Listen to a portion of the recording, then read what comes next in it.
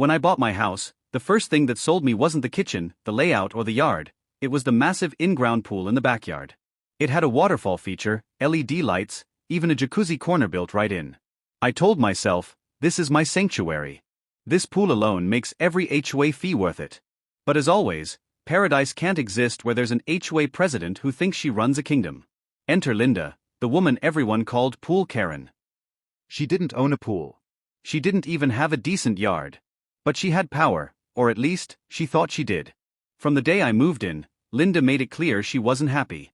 She'd say things like, "Oh, you know pools aren't allowed to be used after 7 p.m., or you need HOA approval before having guests." I checked the rules myself. None of that was true.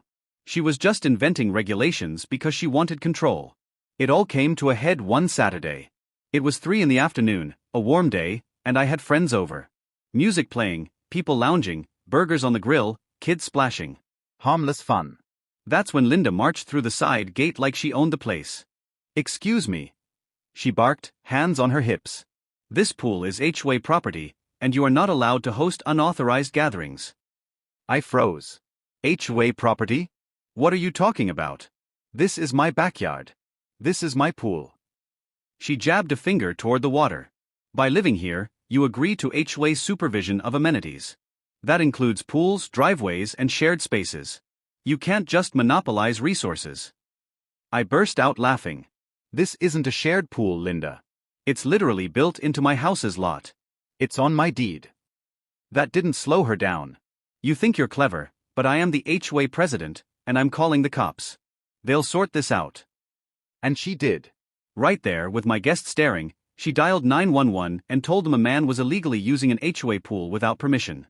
My guests looked horrified, like maybe this lunatic actually had authority. 10 minutes later, 2 squad cars pulled up. Linda ran to them like she was greeting celebrities. "Officers, thank God you're here. This man is trespassing and violating HOA rules by using a community pool for his private party." The cops walked over to me. "Sir, is this true? Is this a shared pool?" I grinned and handed them my property deed, which I'd pulled from a binder the moment she made that call. "No, officers. This is my house, my backyard, and my pool. I can show you exactly where the property line runs." They took one look at the paperwork, then at Linda. "Ma'am, this isn't an HOA pool. This pool is entirely on private property." Linda's face turned red. No. "No, he's tricking you. He's using my authority against me." The officers sighed. "Ma'am, calling the police to settle HOA disputes is not appropriate. Filing a false report wastes valuable resources. If you continue, we'll have to cite you." The silence from my friends was broken by their laughter. Everyone started clapping as Linda was forced to retreat, muttering about escalating this to the board. The cops left, shaking their heads, probably wondering how they'd ended up mediating backyard pool drama. But the story didn't end there. The HOA board called an emergency meeting the following week. Turns out, Linda had pulled stunts like this with other neighbors, claiming their driveways were HOA property, demanding fines for unauthorized gardening, even telling one guy he had to repaint his shutters to match community standards. The board voted her out on the spot. She lost her title, her clipboard, and all the imaginary power she thought she had.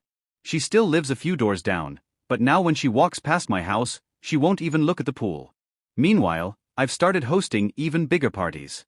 We joke that the pool is a members-only club, membership fee, own the house. And every time I dive in, I smile knowing Linda can't do a thing about it.